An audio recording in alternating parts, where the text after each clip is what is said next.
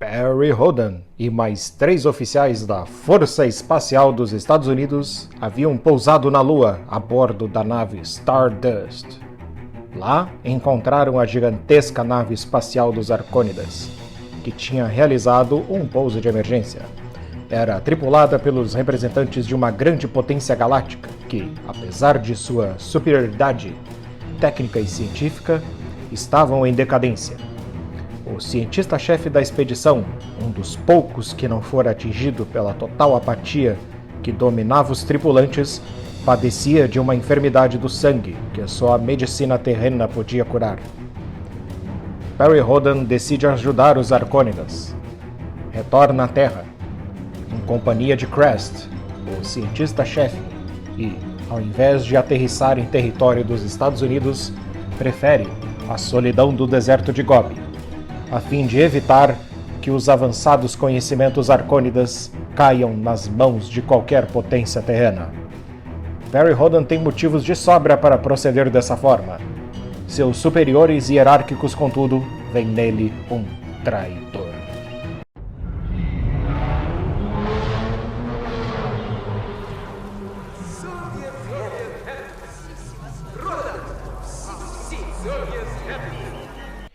E é com esse texto de abertura que começa o episódio 2. Não sei se vocês acharam que eu ia desistir da série, né? Não tão cedo assim, meus amigos.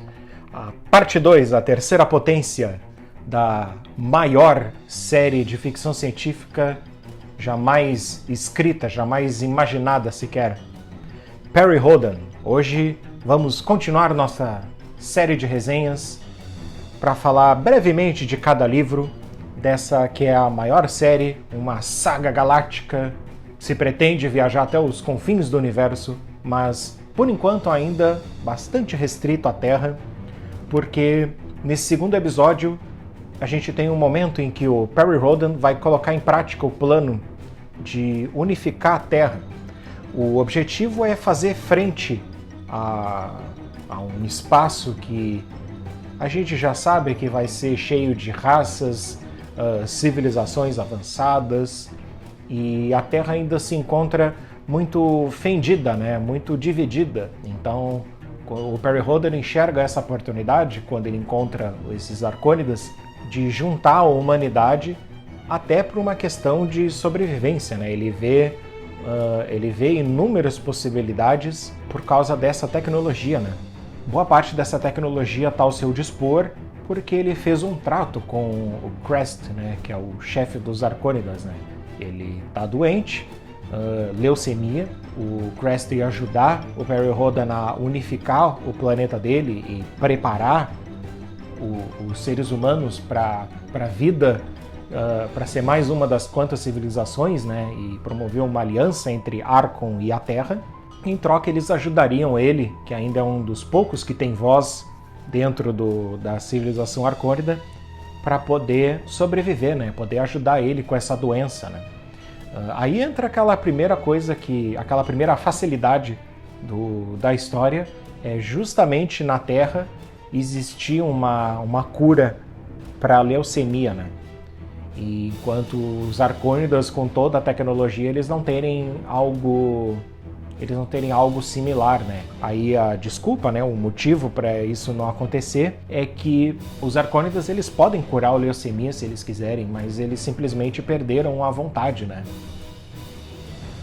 Ok, vamos deixar isso como um motivo. Esse segundo episódio, ele acelera um pouco mais a história, justamente porque a série, ela não é uma série que se propõe ser de exploração espacial. Então, digamos que no primeiro volume a gente saboreou mais isso, né?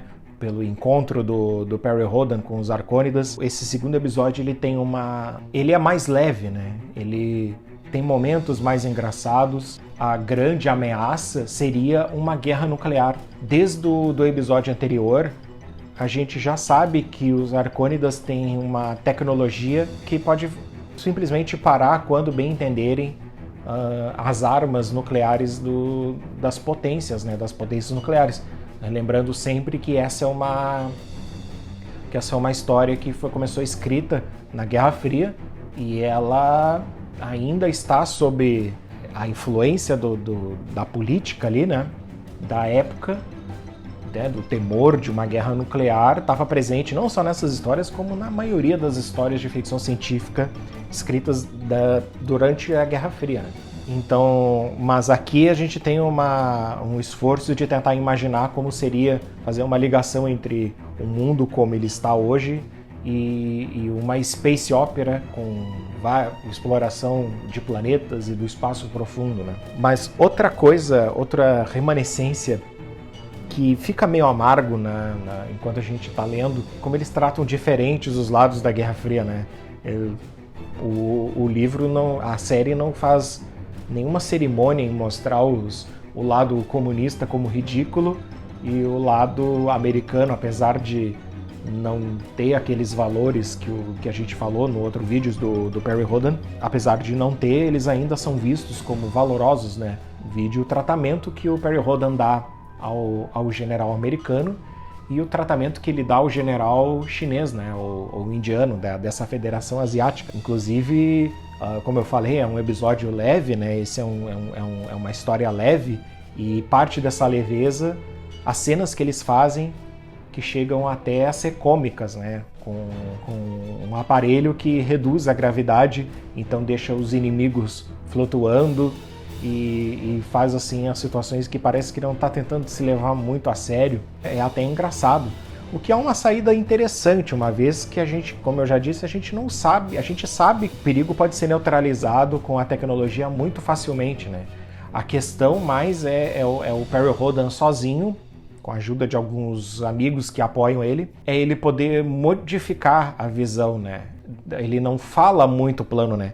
Enquanto a gente está lendo, a gente não sabe bem, a gente sabe em linhas gerais o que ele quer, mas a gente não sabe como exatamente ele vai fazer. A gente não acompanha muito os pensamentos do Perry Rhodan, o que a gente tem mais a gente descobre o que o Perry Rhodan está querendo quando ele já está fazendo, né? Isso também se dá pelas facilidades, né? Porque, bem dizer, essa tecnologia arcônida acaba, ao mesmo tempo que sendo muito interessante de ver, muito divertido, acaba tirando qualquer tensão que o episódio poderia ter. Em comparação ao episódio anterior, aqui a gente tem saídas muito mais fáceis, né? O que pode não agradar tanto o leitor, não fazer, porque ele não tem aquela imersão, né, de tu descobrir coisas exóticas, coisas diferentes do espaço. E aqui é uma volta à Terra que funciona até como uma sátira política, né? Apesar de não esconderem o lado, eles querem também mostrar que no fundo os dois estão errados, né? Essa Guerra Fria, né? Mas é bem interessante isso de o episódio trabalhar em torno da ideia de que da paranoia, né? E também da ideia de que ele seria o vilão da humanidade, né? É bem interessante isso, que eles colocarem como um vilão da humanidade.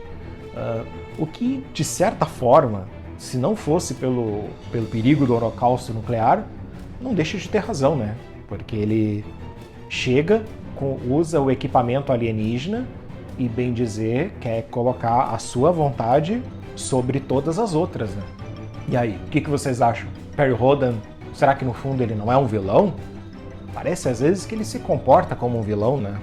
Deixem aí nos comentários o que vocês acham. Vocês já leram essa série? Estão interessados em ler?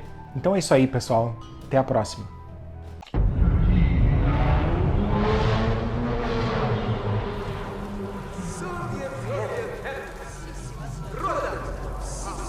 Soviet